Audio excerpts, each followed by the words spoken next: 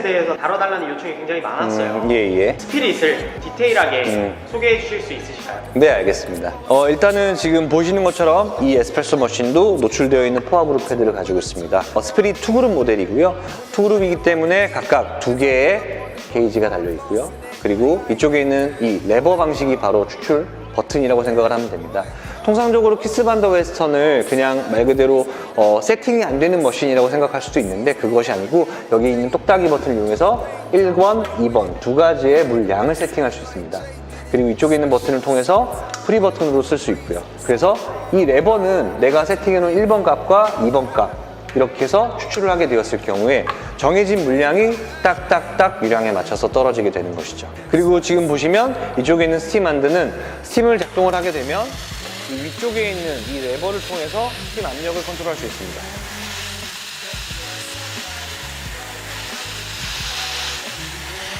그리고 여기 있는 잠 받침의 높이도 본인이 원하는 만큼의 높이를 설정할 수 있습니다. 업다운이 가능하고 쉬운 키 조작을 통해서 바리스타가 필요한 온도를 세팅할 수 있겠죠. 온도를 94.5도, 94.6도 서로 다른 온도로 세팅도 가능한 독립 보일러 시스템이고 가운데는 스팀 보일러의 온도를 세팅할 수 있습니다. 그리고 만약에 사용하지 않을 경우에 보일러를 꺼놓을 수도 있겠죠. 사용하는 보일러 쪽만 유지를 시켜주고 사용하지 않는 보일러는 꺼놨다가 다시 켜는 형태로 사용을 할 수 있습니다. 이거는 온수인가요? 네, 온수 버튼입니다. 그리고 위쪽에 직관적으로 바리스타가 추출할 때 추출되는 시간을 확인할 수 있죠. 그리고 가장 큰 특징이라고 보면 바디가 상당히 슬림하고 낮습니다. 이러한 형태를 채택하게 된 디자인적인 부분도 분명한 이유가 있는데 낮은 슬림한 형태에서 바리스타와 손님의 커뮤니케이션을 좀 더 강조할 수 있는 부분이라고 볼 수 있을 것 같고요. 그리고 무엇보다도 키스반더 웨스턴은 한 대를 한 명의 엔지니어가 담당해서 만들게 됩니다. 주문 제작을 하게 되는 시스템이기 때문에 보시는 것처럼 여러 가지 타입의 비주얼들로 본인이 가지고 있는 매장에 본인의 스타일대로 표현이 가능하다는 것이죠. 지금 보이시는 이 뒤에 있는 이 조명을 통해서도 바리스타나 혹은 매장에서 손님에게 웰컴 기능을 할 수 있는 자기만의 아이덴티티를 보여줄 수 있는 형태로 커스텀이 가능하겠죠. 이거는 이제 온오프 버튼입니다. 보시면 1단계가 노 히트, 물만 들어오게 되는 것이고요. 2단계 온을 했을 때 히팅이 되면서 보일러가 가동을 하게 되겠죠. 하이엔드 에스프레소 머신이라고 한다면 갖추어야 할 필수 요소들이 몇 가지가 떠오르죠. 어려운 용어들로 하이엔드급 머신을 정의하기보다는 의외로 하이엔드급 머신이 보여줘야 하는 퍼포먼스는 단순할 수도 있습니다. 일단 첫 번째는 얼마나 안정적으로 추출할 것인가. 기본적으로 커피를 안정적으로 추출하기 위해선 온도의 유지가 일단 중요하겠죠. 그래서 키스반더 웨스턴사의 스피릿 같은 경우엔 차가운 물이 커피 보일러로 공급이 되는 것이 아니라 프리팅 시스템을 통해서 한번 75에서 85도씨까지 데워진 물이 커피 보일러로 공급이 됩니다. 그러면 찬물이 유입됐을 때 온도 편차와 한 번은 데워진 물이 커피 보일러에 투입이 되었을 때 온도 편차가 적게 되겠죠. 그래서 연속을 했을 때 훨씬 더 일정한 온도를 뽑아낼 수 있는 균일성까지 이어지게 됩니다. 두 번째, 포화그룹 패드입니다. 통상적으로 포화그룹 패드를 사용하고 있는 에스프레소 머신이 많이 있습니다. 하이엔드급 에스프레소 머신에서도 많이 사용을 하고 있는데 키스반더 웨스턴사의 포화그룹 패드와 다른 에스프레소사의 포화그룹 패드의 가장 큰 차이는 바로 이 넥 부분일 겁니다. 이 넥 부분이 지금 보시면 거의 수평으로 이루어져 있죠. 수평으로 이루어져 있는 것과 넥 부분이 이렇게 타선으로 위쪽으로 올라와 있는 형태와 가장 큰 차이는 바로 온도의 순환적인 측면이 훨씬 더 수평 형태의 포화그룹 패드가 용이하다는 프리팅 시스템과 이렇게 수평적인 포화그룹 패드의 넓혀진 넥 부분이 어떻게 역할을 하게 되냐면 에스프레소 머신에서 우리가 얘기하는 오프셋 값이라는 게 있습니다. 오프셋 값은 내가 이 보일러의 온도를 95도에 설정을 했으면 95도의 물이 추출되는 것이 아니라 결과적으로는 추출이 되면서 약간의 손실이 있겠죠.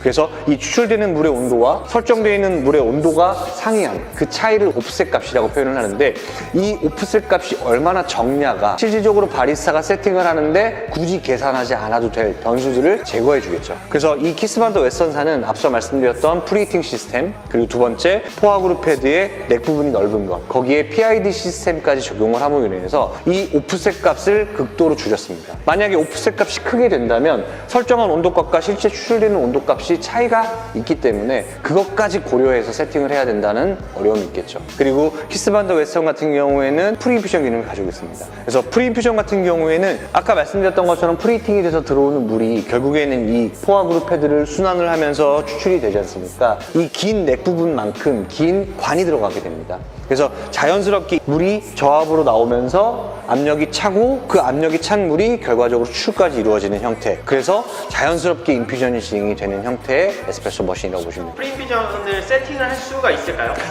만약에 세팅을 하려면 여기에 아이드로라고 하는 별도의 PPIC 모듈을 달게 되면 그 인퓨전의 타임을 조절을 할 수 있습니다. 그리고 세 번째로는 균일성입니다. 얼마나 균일하게 추출할 것인가가 가장 중요한 측면인데 그 균일성적인 측면을 만들어주기 위해서 키스 반 더 웨스턴은 멀티 펌프를 사용하게 됩니다. 멀티 펌프라고 하는 건 지금 보시는 투그룹 기준으로 봤을 때 스팀 보일러용 펌프가 하나 있고요. 그리고 이쪽에 그룹 패드용 펌프가 하나 있고 이쪽에 그룹 패드용 펌프가 있는 겁니다.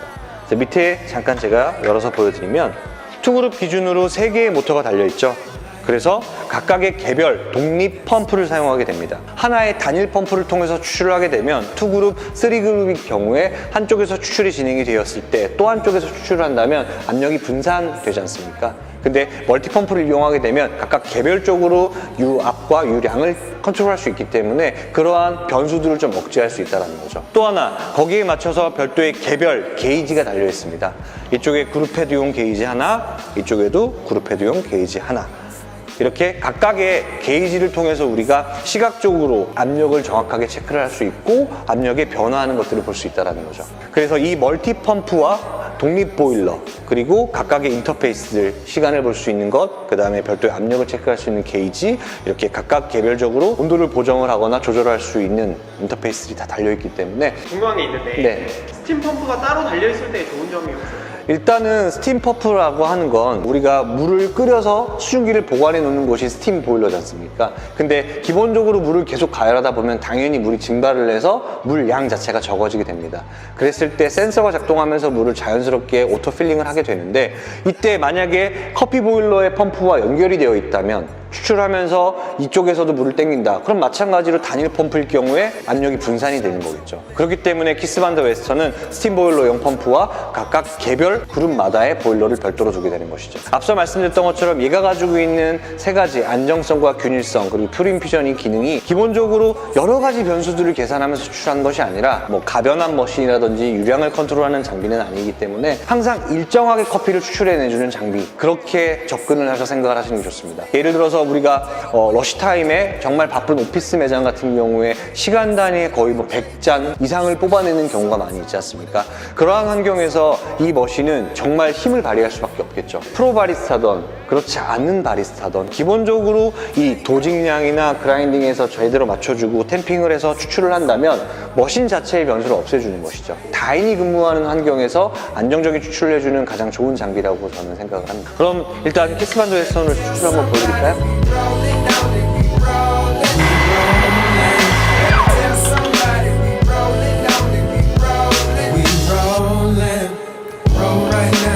Bounce like that, roll right now. Bounce like that, roll right now. Bounce like that, roll right now. Bounce like that. 압력이 자연스럽게 상승을 하면서 자연스럽게 커피에 인퓨전을 주게 됩니다. Roll right now. Bounce like that, roll right now. Coming out the crib in my house shoes. I don't even know why they call them house shoes. Should call them corner kicks.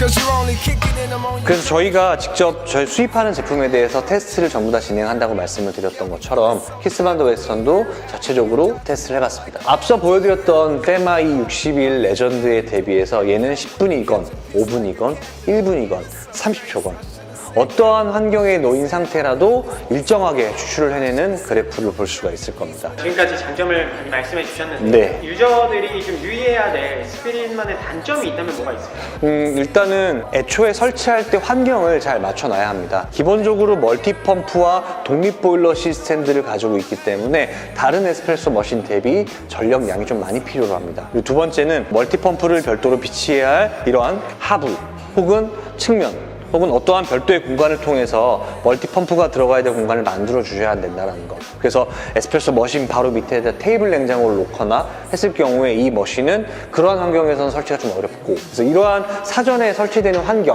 전기와 그리고 이런 공간적인 부분에 대한 인지를 어느 정도 하신 다음에 본인의 매장에 맞춰서 설치하시면 좋지 않을까 생각합니다.